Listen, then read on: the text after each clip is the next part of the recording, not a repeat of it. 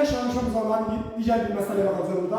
18 cənab eləyində günəş zenitdə olarkən günorta vaxtı şimal tropikində yerləşən və cənuba meyilli 3,5 dərəcə olan yamaca günəş şəlaləsi uzaqda düşər.